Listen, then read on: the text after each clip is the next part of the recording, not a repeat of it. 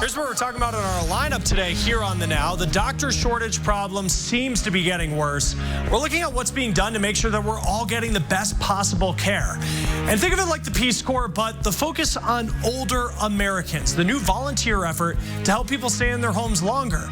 Plus, there's a new push to cut food waste in half over the next decade ahead. The simple changes that you can make in your home.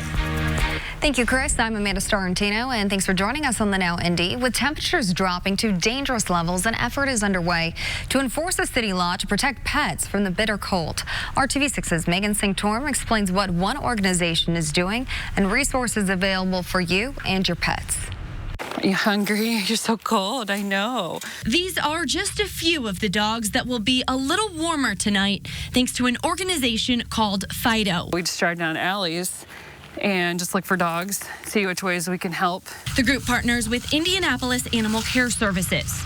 They're especially busy when temperatures drop and pets are left outside. Get frostbite injuries, cold weather injuries, just like humans can. The dogs could die outside. I mean, they could freeze because it's so cold and they have no place to stay warm. So preventing that from happening is key.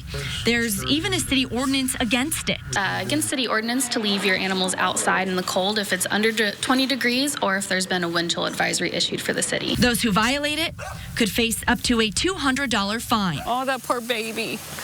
He's so cold. This is another dog Fido workers came across today. So we might go around the front, see if the owners are home. She says in order for the doghouse to be effective, it would need flaps over the opening in front and hay inside for the dog to burrow in. When they encounter dogs like this, they'll work to educate the owners and connect them with any items or resources they need to protect their pets from the cold. Working for you, Megan Sanctorum, RTV6. And if you own or see an animal outside without the appropriate shelter, you can reach out to the Fido organization for help. We will have their information posted on our website. Kyle?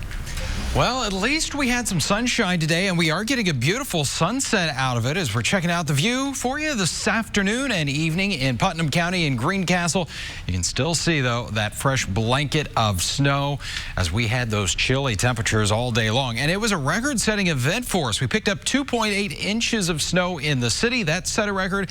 And then this morning at 8 degrees, a frigid start. And there are those temperatures, not very warm. We're at 18 right now in the city. Still that wind chill in the single digits. Most areas. Bloomington, it feels like 12 with 20 on the thermometer.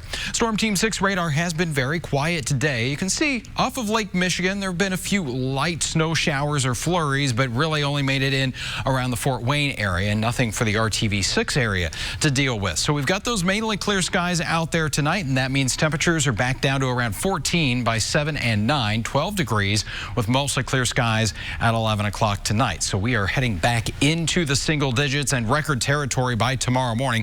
5 in Lafayette, 7 in Indianapolis, and 9 in Columbus. A little bit of a warming trend coming our way over the next few days. We'll talk about that in just a couple minutes. Chris? Let's start the Now News feed. For the first time in 4 years, hate crimes are down in the United States. The FBI putting out new numbers. The Anti-Defamation League saying that Jewish people and institutions continue to be the center of religious-based hate crimes. The El Paso Walmart that was the site of a mass shooting will reopen this week. The store is set to open on Thursday. 22 people killed in the August attack. Well, TikTok, it's a popular app for many Americans, and that includes people who are in the Army, and that has senators concerned. TikTok is a China-based social media platform, and the senators want intelligence leaders to look into the risks. Tomorrow is the start of something very rare in our country's history. Public hearings involving a potential presidential impeachment. Maya Rodriguez explains what we can expect in the coming weeks. When the House begins its impeachment hearings, it will be only the 4th time involving a president. Andrew Johnson, Richard Nixon, and Bill Clinton all having faced varying degrees of the impeachment process. And now, President Trump. So it is a political event. An event, says Georgetown law professor Victoria Nurse, but she cautions not political theater. Impeachment was the last gasp, right? If someone did something completely antithetical to the nature of the republic. If they were essentially unfit to serve in office, the founders wanted to have a backstop remedy other than an election. So here's what happens next. Several House committees will hold public hearings. It's up to the Judiciary Committee to decide if the full House will vote on impeachment. Democrats hold the majority in the House. There are 235 of them. 218 representatives need to vote for impeachment for it to move on to the Senate. The Senate holds the impeachment trial and acts as a jury. Republicans have the majority in that chamber, 53 seats. An impeachment conviction requires a 2/3 majority vote. There are 3 offenses that are considered impeachable: treason, bribery, and high crimes and misdemeanors. The Constitution does not define what high crimes and misdemeanors are, so it's open to interpretation. What it has to be is something that is very serious to the conduct of the nation's democracy. And that's what is dividing Democrats and Republicans now. Does the president's actions involving Ukraine rise to the level of high crimes and misdemeanors? In Washington, D.C., I'm Maya Rodriguez reporting. Let's get back to our lineup. There is a national effort to help people stay in their homes longer, how this new group of caregivers could ease some stress for families.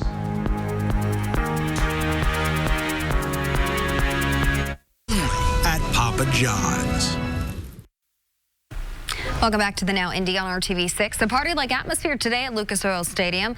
Lots of music and laughter, but everyone there had a very serious goal, helping to eliminate hunger across Indiana. Volunteers are still hard at work at this hour to put together 1 million meals that will eventually end up in some grateful hands. This is the 9th year for the Million Meal Marathon. It's the signature event of the Million Meal Movement organization here in Indy. More than 3,000 volunteers are working to help feed hungry Hoosiers across the state. Food insecurity is something that impacts every Indiana county. These people are working, they do have jobs, it's just that they're not able to make ends meet. And so a lot of times it will be senior citizens or single parents. We can be our coworkers and our friends, our grandparents. And so that is who we are helping today. This year, the movement expects to reach a major milestone. They expect to prepare and pack their 30 millionth meal. There's a new movement to help our most vulnerable in a way many of them already depend on. Many senior citizens rely on volunteer-based services, charities, and churches to help them with daily tasks. Now the government's taking steps to establish a national volunteer care corps. It's sort of like the Peace Corps, but with the focus on retirees. The goal is to help seniors stay in their homes longer. Volunteers would help with daily tasks like shopping, housework, and getting seniors to doctor's appointments. Several national organizations help secure a federal grant to get started. Everything from, minor home repairs to make sure there are grab bars in the showers, to meal preparation, to companionship for seniors to overcome isolation, help seniors learn technology. There's 100 things. And what we want local communities to do is think creatively and innovatively about what volunteer services will really help them. The grant money will go to local communities to recruit and train volunteers and to keep those programs going. Those involved in heading it up have seen firsthand the struggles that caregivers face. My mother developed MS. She and my father had a real struggle to try to figure out really what she needed at home. She had the world's best health care insurance, and it really didn't do the job. The burden fell on my father to try to figure out, how to help her day in and day out, and it was really too much. The National Volunteer Care Corps plans to act fast and will have an application for local volunteer groups to fill out soon on caregiveraction.org. Microsoft is taking new steps to help protect your privacy. The company says it will enforce the rules set by a new California law nationwide. Law makes it mandatory that companies tell you what information they have on you, and you can ask for it to be removed. It also allows people to sue in connection to certain data breaches. All right, let's get back to our lineup here. A nationwide doctor shortage is frustrating patients, and it's stretching doctors to the max. Well, we're going to take a look at what's being done to address this issue. For only $89 for on time. There are major concerns about a doctor shortage. Some expect the U.S. to be 122,000 doctors short of meeting demand by 2032. Alicia Nieva is looking into why and what's being done to help. If you recently waited in a crowded doctor's office or you called to make an appointment and were told the next available is in several weeks or months, you've already experienced the effects of America's doctor shortage. Hello. It has become more common for doctors like New Jersey urologist Thomas Muller So how you been? to practice with the packed patient schedule. The amount of patients we see is borderline insane. I'll be the first one to say I don't think it's the best thing in the world. The things that I do to combat it is I just invest a lot of time beforehand. Dr. Muller and the team of physicians at Delaware Valley Urology each see upwards of 50 to 60 patients a day, and that still is not enough. With the baby boomers becoming, in their 70s, there are a lot of people to be seen. The overall structure of medicine, at least as far as training is concerned, they've never really increased the enrollment in medical schools. Unless significant steps are taken, the Association of American Medical Colleges predicts the shortage is only going to get worse. In terms of the shortage expected in the decade to come and the workload you already have, if that isn't addressed, can you take on more patients? I don't know. I think I'm at my max. I don't think you can do a whole lot more. To help with the issue, legislators are proposing several bills that would raise grant money for more medical residency slots and make it easier for foreign doctors to practice here. Medical schools have increased scholarships. Some have even created specific residency slots for those willing to practice in rural areas. There are folks who think that there is a shortage. I think we have as much of a problem with a maldistribution. Dr. Bob Motley runs Jefferson University's Physician Shortage Area Program. We have about 50% of all physicians in Pennsylvania that are actually clustered in 3 counties, but 75% of Pennsylvanians actually live outside of those areas. Motley's program has graduated roughly 400 doctors. Almost 80% are now practicing in rural communities hit the hardest by this doctor shortage. There's a lot to be learned in healthcare, and we definitely have not figured it out. It's not a broken system by any stretch of the imagination, but it's things that are ever changing, and I think everyone's striving to make it better. In addition to seeing 50 to 60 patients a day, Dr. Muller also trains residents with the approach of teaching them to handle the patient load for now, as is. It's not for the faint of heart, but at the same time, we do it because we love it. I'm Alicia Nieves. Alicia, thank you. Let's start the Now News feed. A former McDonald's employee is suing the company for sexual harassment. She's one of at least 50 workers who have filed charges against the company over the past 3 years. McDonald's recently firing its CEO for having a consensual relationship with an employee. A new study says destructive hurricanes are hitting more often. Researchers looked at how widespread the damage from the hurricanes were, and experts say the storms are hitting 3 times more frequently than a century ago. Well, this next story might have you rethinking late night snacking. The American Heart Association saying that women who are late night eaters could have an increased risk of heart disease. Researchers said the more you eat late, the more negative impact on your BMI, blood sugar, and blood pressure. Our Hiring Hoosiers initiative connects you to all kinds of job possibilities. Tomorrow, more than a dozen local employers are partnering with Job News USA for a job fair at the state fairgrounds. Hundreds of positions are available. Some of the employers taking part are Deco, Renewal by Anderson, Marion County Sheriff's Office, Aviation Institute of Maintenance, and more. It'll run from 10 until 2. For a complete list of employers, how to pre-register, and other important info about the job fair, look for this story on hiringhoosiers.com. We told you earlier about the Million Meal Marathon. Another way you can give back this holiday season is by taking part in the 6 Shines On Toy Drive. Our annual toy drive kicks off Friday during the new Christmas Nights of Lights at the State Fairgrounds. Bring a toy and receive a discount on an Indy fuel ticket. Also, a portion of the proceeds from the Lights event on Friday will go to the toy drive. We will share more ways you can donate in the coming days. Kyle.